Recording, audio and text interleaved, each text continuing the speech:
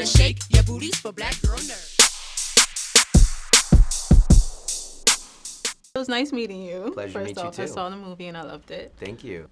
What makes this series so different and I guess different from other comics and superhero films? You know, I feel that the audience is really open to a different approach to comic book movies.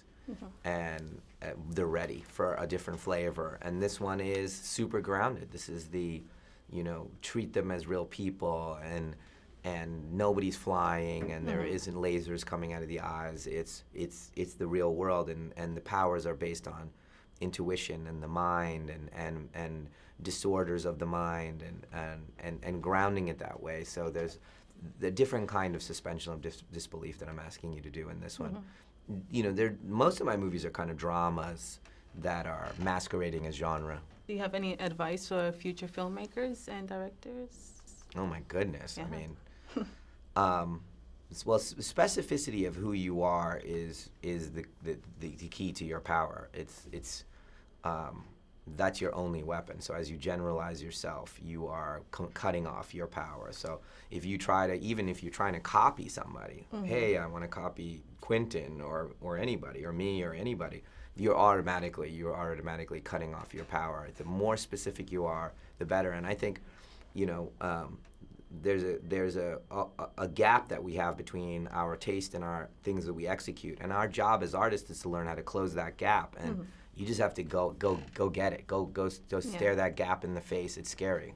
Okay. And did you direct this film differently than the other films you've made? The only thing I've done differently over the last 3 movies as a director that's different is I don't have playback. And playback is, you know, they're recording on most movies, on all movies, you record video of what you're doing. So you do a take, I do a take of you, and then we record it.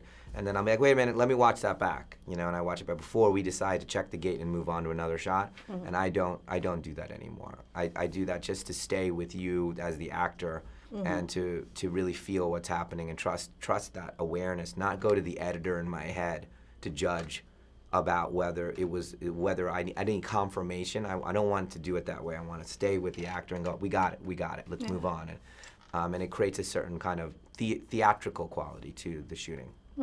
Why did you choose to create like 3 standalone films? Yeah, you know, I had these 3 characters, and I wanted to give each of the characters their predominant movie so that they were kind of each an origin story to some extent. The origin story of David, the origin story of Kevin Wendell Crumb, the Beast, and then the origin story of Mr. Glass, you know. And that revelation of each origin story is a beautiful kind of way to keep beginning.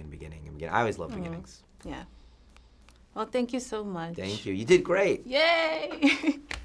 Thanks. Better shake your booties for black girl nerds. Better shake your booties for